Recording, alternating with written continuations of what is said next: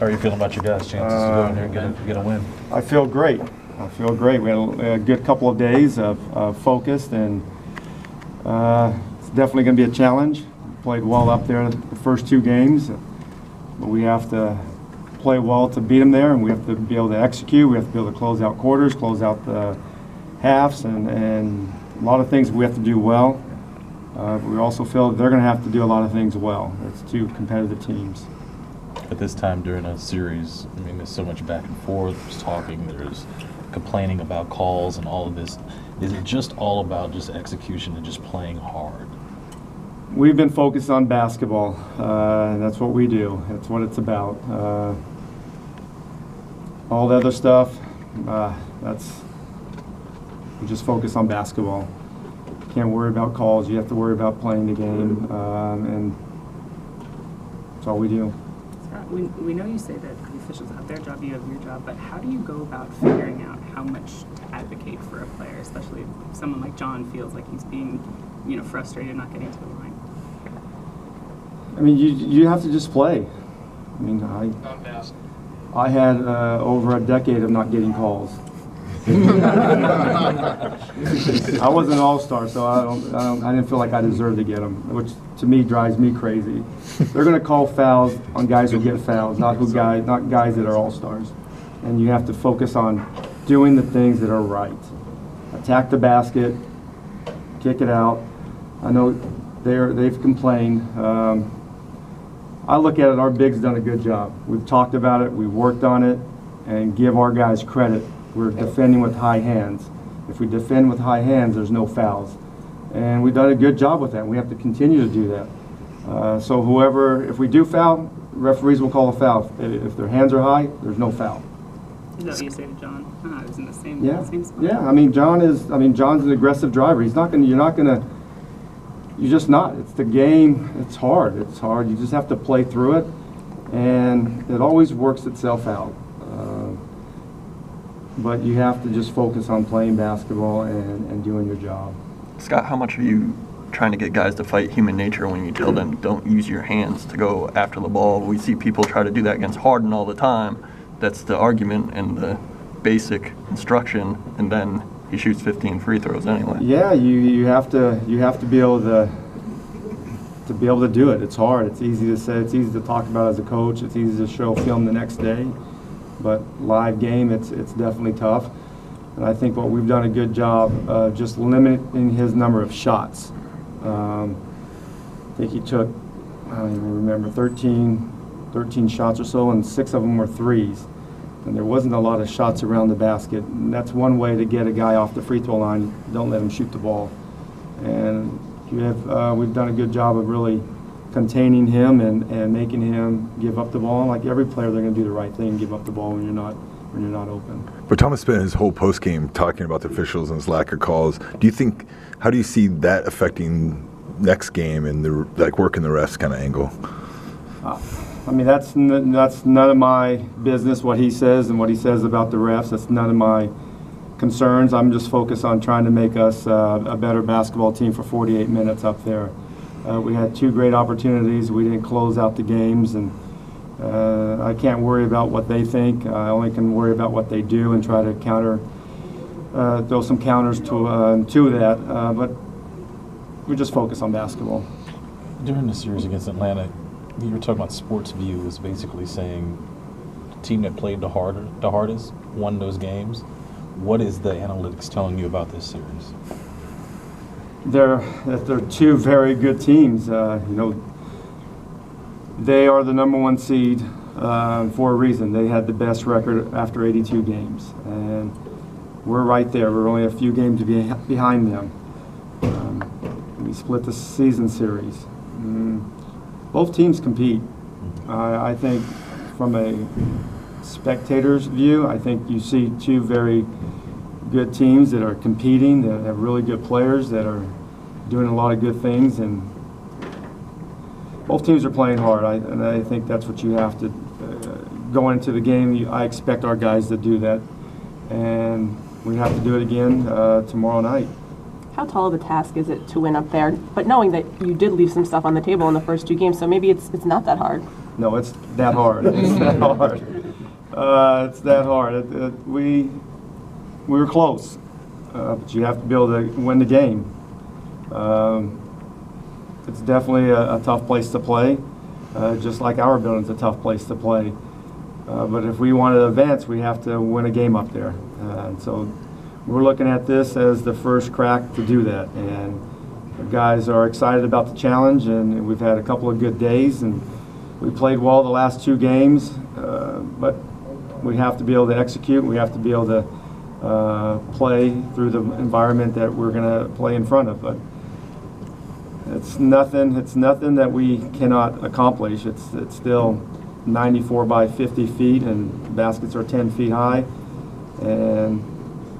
but we have to play well to beat them.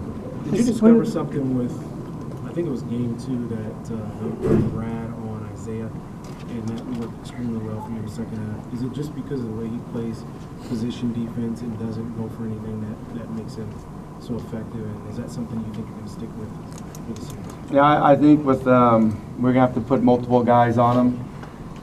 With every great player, you give them the daily diet of the same thing, they're going to be able to figure it out. But I think with Brad and John and Kelly, and last game we had Thomas, we just all have to deny him as much as we can. But with all the pick and rolls with him, you need an extra defender, and our bigs have done a good job of really cupping him and not allowing him angles to the paint. And if he does get by us, we're defending with high hands and making him finish over the top. And with Brad guarding him, John guarding him, whoever's guarding him, we're going to need an extra defender. It's typically said that role players play better at home, worse on the road, so to speak. From your perspective, why is that, and how do you compensate for that, both in terms of your guys and then also kind of getting a sense that their side might get a little boost? Well, I think there's some truth to that, just from the comfort level, and but good teams play well on the road, and we're a good team, and we have to be able to win a game on the road in order to play Cleveland. So all of our guys are going to have to play well. Our starters, the guys coming off the bench, we're going to have a collective effort of a good play, and I think we definitely have done it all year long, and there's no reason we can't do it in another game.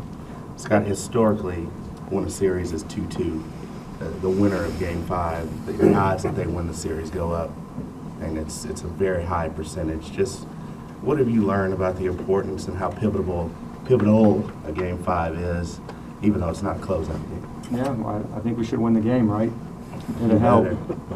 I think every game's important. I mean, there's no question. You do have the lead coming home, and that would be a great position, but it doesn't guarantee you're going to win the series, and then vice versa. You just focus on the game, playing well for 48 minutes. Hopefully that will be good enough to win the game. But we know their team is very good. They're talented. They play hard, and they've played well at home. Scott, third quarter was incredible the other night. What did you say to your team at halftime? Not anything to make them go on a 26-0 run. If that was the case, we'd do it every game. Nothing out of the ordinary. I knew that we didn't play particularly well in that first half, and the score was tied 48-48. And I knew we had a chance to play much better than in the third quarter. I didn't anticipate that, but I love the guys' effort, their tenacity on the defensive end. We scored off of our defense, and that's when we're a really good team. You mentioned that was some of the best you've seen your team play all season. Was it a surreal experience to go through that? It seemed like after your second time out, you were trying to I mean, it was comprehend it all. I enjoyed coaching our guys during that stretch because it was defensive based. And when it's defense and effort based, it's good. And if it's just shooting based, eventually it's going to come back to haunt you. But it was definitely defensive effort based. You said in the mic'd up portion of that, you guys were good. I just didn't think you guys were that good. As a coach, do you sometimes find yourself like not trying to overcoach that situation? That was just a bad version of my bad sense of humor towards our guys. They've seen it and heard it all throughout the season, and they don't know if I'm serious or not serious. And that's just part of the game I love. I love interacting with the guys. I love trying to spark something out of them. But I really enjoyed it. It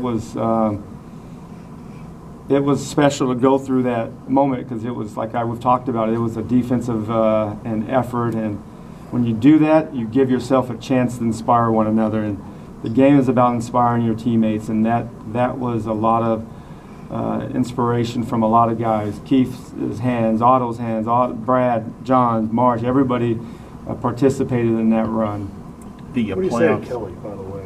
Any advice before this next game? Jeez. Bring some earplugs.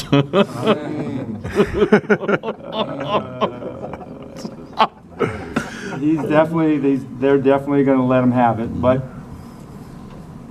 you just go out there and play hard. That's the pressure. You put your pressure on yourself just to play hard. If you do that, that's all you can ask for. And he can handle it. He's played some big games and he's played in a major college, and I'm sure that some of the environments that he played, they didn't like the way he played because he's an aggressive player and he plays hard. And but that's what he has to do to be effective for us. Blowouts are all over the place in the playoffs this year. As somebody who watches all these games, kind of point to why that seems to be happening no matter what series it is? I don't know. I mean, I just know that there's a lot of good teams and playing well. Talking about Golden State or the Cleveland, two very good teams, and that's none of my concern. I'm just focused on trying to put together a good game plan that we can have success in Boston. Thanks, Coach. All right. We just one more question, sorry, Scott, about DC. Just the crazy time that it is with the Caps. I'm sure you keep an eye on them, and Yeah, there's great excitement game. this Wednesday. Everybody's like putting on their calendars. It's a great time to be a sports fan in the area with the Caps making their comeback and putting it to Game 7 Wednesday night. I don't think I can have my cell phone on the floor during the game, but I'm definitely excited about them coming back here and winning the series. And I'm sure they feel the same way about us. It's only creates great excitement for all the fans in this area. Thank you. You're welcome.